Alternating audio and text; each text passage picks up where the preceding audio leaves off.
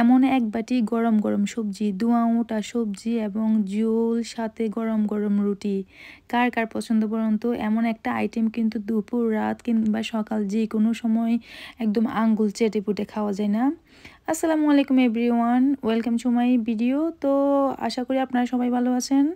এই যে আমার রান্নার প্রিপারেশন শুরু হয়ে গেল। আজকে আমার আইটেম আপনারা বুঝতে পেরেছেন, এটা হচ্ছে আমার রাতের আয়োজন, মানে রাত এবং সকালের আয়োজন আমি একসাথেই করে রাখছি। তো এখানে দেখতে পাচ্ছেন আমি পেঁয়াজ বসিয়ে দিয়েছি, পেঁয়াজে হলুদ মরিচ দিয়ে দিয়েছি। এই হলুদগুলো কিন্তু বাংলাদেশের আম্মুর বাগানের ছাদে করা হলুদের গুঁড়া, এগুলো বাংলাদেশ থেকে নিয়ে আসছিলাম।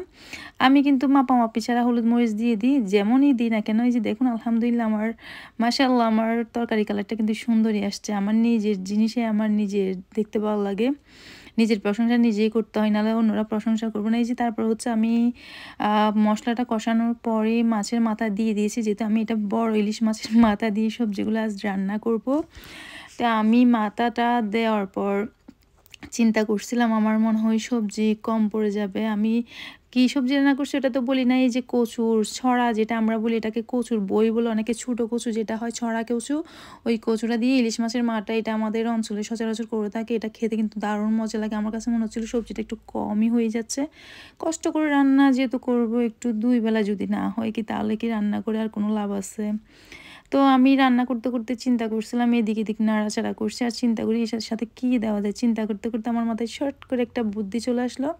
তো বুদ্ধিটা কি আসলে আপনাদেরকে আমি কিছুক্ষণ পরে দেখাচ্ছি। ঢাকনা দিয়ে এটা ডেকে দিই, এটা কষানো হোক, তারপর দেখাচ্ছি কী দিই আমি। এই যে দেখতে পাচ্ছেন আপনারা, আমার ফ্রিজ খুলে দেখলাম অল্প কিছু পরিমাণ আমার পটল এবং ছোটো বেগুন, বড় বেগুন ফ্রিজের মধ্যে আছে। বড় বেগুনটা তরকারির সাথে খুব কমই দিই, ওটা আমি ভাজি করে খাই। ছোটো বেগুনটা রান্না করলে ভীষণ মজা লাগে। তো এই পর্যায়ে হচ্ছে আমি সবগুলো সবজি মাছের সাথে কষানোর জন্য আবার ডেকে দিচ্ছি।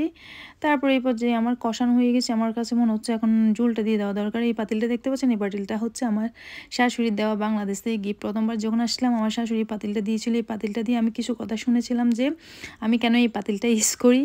ওটার সাথে অনেক স্মৃতি আছে, অনেক ভালোবাসা আছে, তাই আমি ইউজ করি। তো আমার এই ঝোল দেওয়ার পর যে শেষ, আমি হচ্ছে ডেকে দিলাম। তো আপনাদের সাথে কথা বলতে বলতে কিন্তু আমি রুটির কাজও অলরেডি শুরু করে দিয়েছি, যেহেতু আমি রুটি দিয়ে খাবো আজকে তরকারিটা। তো আমার রুটি বেলাও শেষ, এখন হচ্ছে পুড়ে নেওয়ার পালা।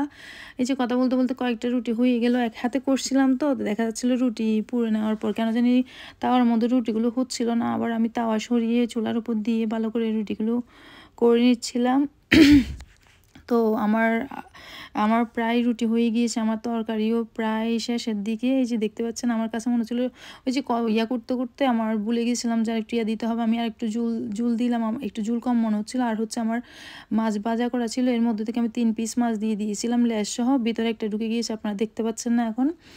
এখন মনে হচ্ছে আমার পারফেক্ট সবজি রান্নাটা হবে, মানে আমার 3 প্রকার সবজির সাথে 3-4 পিস মাছ দিয়ে, মানে এখন এমন একটা স্মেল বের হয়েছে ইলিশ মাছের, আপনারা বিশ্বাস করবেন না। ইলিশ মাছ দিয়ে কিন্তু পটল, বেগুন, কচু সবই খাওয়া যায়। তো আমি 3টা সবজি কিন্তু দিয়ে দিয়েছি ওখানে, মানে এত সুন্দর একটা গ্রান বেরোচ্ছিলো, মানে খিদা তো পেটে আছে, খিদা যেন আরও বেড়ে যাচ্ছিলো। কখন অপেক্ষা করছিলাম রান্নাটা শেষ হবে, তারপর আল্লাহর নাম নিয়ে খেয়ে ফেলবো বিসমিল্লাহ বলে।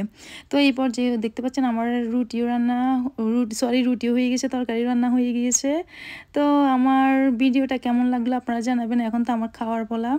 তো আপনারা সবাই ভালো থাকুন। আমার আর একটা নতুন ভিডিও আসার আগ পর্যন্ত আমার জন্য এবং আমার ফ্যামিলির জন্য সবাই দোয়া করবেন।